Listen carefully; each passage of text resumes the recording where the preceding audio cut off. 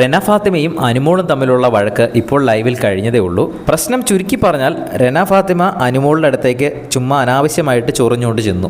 പക്ഷേ റെനേനെ കുറ്റം പറയാൻ പറ്റില്ല. റെനയ്ക്ക് ഇഷ്ടമുള്ള രീതിയിൽ റെനയ്ക്ക് അവിടെ കണ്ടന്റ് ഉണ്ടാക്കാം. അതുകൊണ്ട് തന്നെയാണ് റെന അവിടെ പോയത് എന്ന് റെന ഇടയ്ക്ക് പറയുന്നുണ്ട്, കണ്ടന്റിന് വേണ്ടിയാണ് എന്ന് തന്നെ.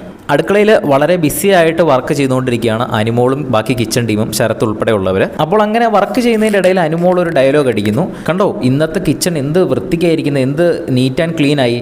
ഇതാണ് ഒരു കിച്ചണിലേക്ക് ഒരു പെൺകുട്ടി കയറിയപ്പോൾ എല്ലാം റെഡി ആയില്ലേ എന്ന് പറഞ്ഞു. അപ്പോൾ അതവിടെ ബാക്കിയുള്ളവർക്ക് ആർക്കും തന്നെ ഇഷ്ടപ്പെട്ടില്ല. കാരണം ഒരു ജെൻഡർ കാർഡ് ഇറക്കിയ പോലെ ആയല്ലോ. ആണുങ്ങൾ ചെയ്തു കഴിഞ്ഞാൽ ശരിയാകില്ല എന്നുള്ളൊരു അർത്ഥം അതിനകത്ത് വരുന്നത് കൊണ്ട് തന്നെ അവിടെ ബാക്കി എല്ലാവരും തന്നെ പ്രതികരിച്ചു. ആ കൂട്ടത്തിൽ റെനയും ഉണ്ടായിരുന്നു.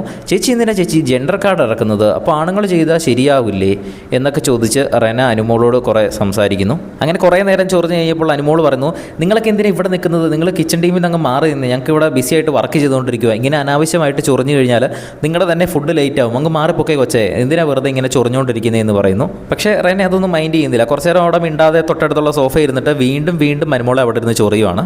ഇങ്ങനെ കുറേ നേരം കഴിഞ്ഞപ്പോൾ ഓ ചേച്ചിയാണല്ലേ ചപ്പാത്തിക്കള്ളി, ചേച്ചി ചപ്പാത്തിക്കള്ളിയാണോ എന്നിങ്ങനെ ചോദിച്ച് ചൊറിയുന്നു. അപ്പോൾ അനുമോൾക്ക് അത് ഒട്ടും ഇഷ്ടപ്പെട്ടില്ല.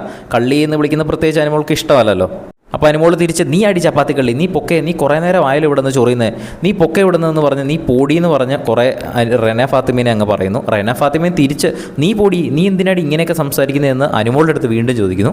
അങ്ങനെ ഒന്നും രണ്ടും പറഞ്ഞ അവസാനം അനുമോൾ പറയുന്നു, എങ്ങനെ സംസാരിക്കണമെന്ന് എൻ്റെ അച്ഛനും അമ്മയും എന്നെ പഠിപ്പിച്ചിട്ടുണ്ട്, അത് അവർ എന്നെ പഠിപ്പിച്ചു തന്ന സംസ്കാരം.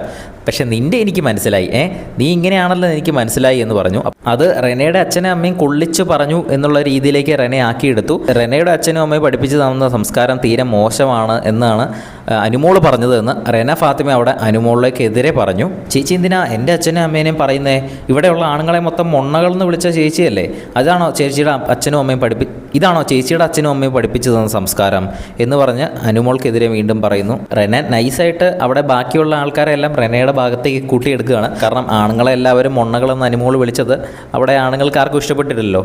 അപ്പോൾ അങ്ങനെ ഒന്ന് പറഞ്ഞു കഴിയുമ്പോൾ അവിടെയുള്ള ബാക്കിയുള്ളവരുടെ സപ്പോർട്ട് റെനയ്ക്ക് കിട്ടും. എന്തായാലും ലൈവിൽ ഇപ്പോൾ ആ ഒരു പ്രശ്നം ചെറുതായിട്ടൊന്ന് ഒതുങ്ങിയിട്ടുണ്ട്. ഇനി അനുമോൾ എവിടേക്ക് നിന്ന് പോയി കരയുന്നതൊക്കെ കാണിക്കുന്നുണ്ട്. അത് ലൈവിൽ സംഭവിക്കുന്നേ ഉള്ളൂ. കൂടുതൽ അപ്ഡേറ്റുകൾക്കായിട്ട് ചാനൽ സബ്സ്ക്രൈബ് ചെയ്യുക.